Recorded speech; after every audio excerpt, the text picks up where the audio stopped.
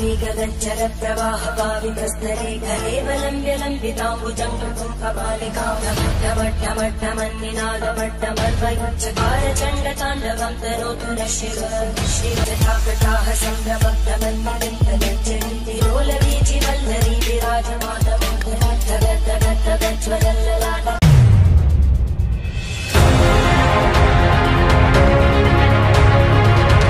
ನಮಸ್ಕಾರ my family ರಂಬರ್ಸ್. ನೋಡಿದ್ರೆ ಹೆಂಗಿದೆ ರಶ್ಶು. ಧರ್ಮಸ್ಥಳ ಪ್ರಯಾಣನೇ ಪ್ರಕೃತಿ ಪ್ರಯಾಣ.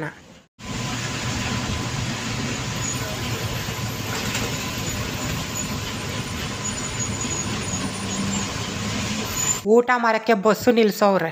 ನಾನು ಹೇಳೋದೇನಪ್ಪ ಅಂದ್ರೆ ಮನೆಯಲ್ಲೇ ಏನಾದ್ರೂ ಮಾರ್ಕೊಂಡು ಹೋಗಿ, ಯಾಕಂದ್ರೆ ಕಾಸ್ಟ್ಲಿನೂ ಇರುತ್ತೆ, ಕೆಲವ್ ಹತ್ರ ಚೆನ್ನಾಗೂ ಇರಲ್ಲ. ಯಾರೋ ಹುಡುಗಿ ಹಿಂದೆ ತಿರುಗಿ ನನ್ನನ್ನೇ ನೋಡ್ತಾವ್ಲೆ, ಸ್ಮೈಲ್ ಕೊಡ್ತಾವ್ಲೆ ಅಂತ ಏನೋ ಅನ್ಕೊಂಡ್ಬಿಟ್ಟರು. ಆ ಹುಡುಗಿಗೆ ಬೆಂಗಳೂರಲ್ಲಿ ಧರ್ಮಸ್ಥಳಕ್ಕೆ ಹೋಗಕ್ಕೆ ಸೀಟ್ ಇರ್ಲಿಲ್ಲ. ನನ್ನ ಸೀಟ್ ಬಿಟ್ಟು ನಾನು ಬೇರೆ ಸೀಟ್ ಅಡ್ಜಸ್ಟ್ ಮಾಡ್ಕೊಂಡೆ.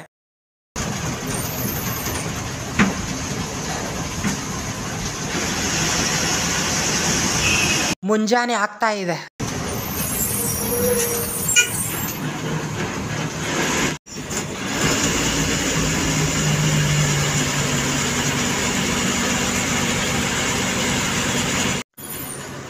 ಧರ್ಮಸ್ಥಳ ಸ್ಟಾಪು. ನಾನು ಬಸ್ ಕಂಡಕ್ಟರ್ನ ಕೇಳಿದೆ, ಮೊದಲು ಎಷ್ಟಾಗ್ತಾ ಇತ್ತು ಧರ್ಮಸ್ಥಳಕ್ಕೆ ಕಲೆಕ್ಷನು ಅಂತ. 50,000 ಆಗ್ತಾ ಇತ್ತಂತೆ, ಇವಾಗ 15,000 ಆಗುತ್ತಂತೆ.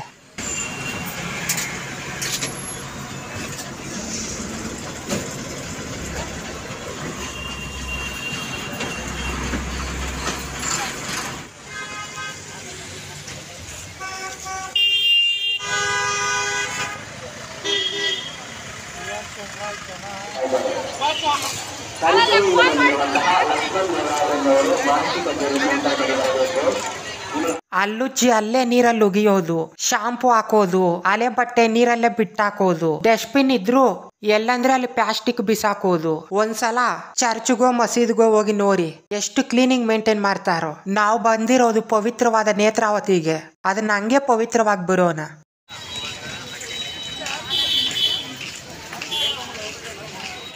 ಇದು ಲಗೇಜ್ ಇಕ್ಕಕ್ಕೆ ರಶ್ಶು. ಇಷ್ಟು ರಶ್ಗೆ ಕಾರಣ ಉಚಿತ ಮಹಿಮೆ. ಬಿರ್ರಿ ಪಾಪ, ಇದು ಒಂದು ಟೈಮು.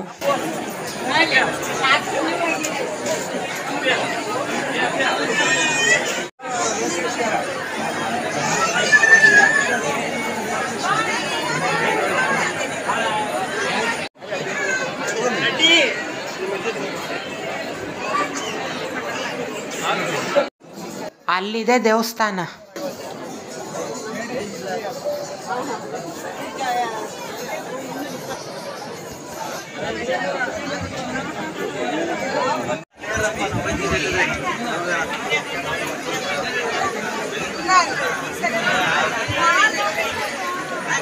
ಭಕ್ತರಿಗೆ ಕೇಸರಿ ಬಾತು ಉಪ್ಪಿಟ್ಟು ಕೊಟ್ರು.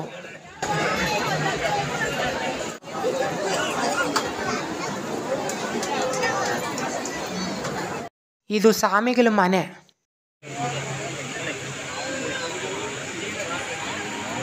ದರ್ಶನ ಚೆನ್ನಾಗಾಯ್ತು.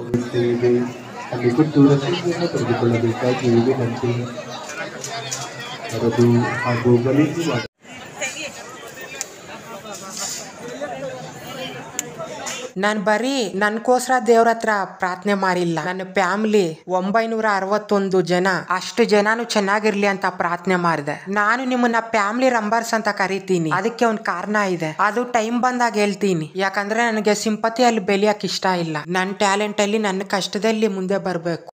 ನಾನು ಜನ ಜಾಸ್ತಿ ಅವ್ರೆ, ಪ್ರಸಾದ ಆಗೋಗುತ್ತೆ ಅನ್ಕೊಂಡೆ, ಅಷ್ಟು ಜನಕ್ಕೂ ಪ್ರಸಾದ ವ್ಯವಸ್ಥೆ ಮಾಡವ್ರೆ. ಆಹಾ ಅನ್ನಪೂರ್ಣೇಶ್ವರಿ.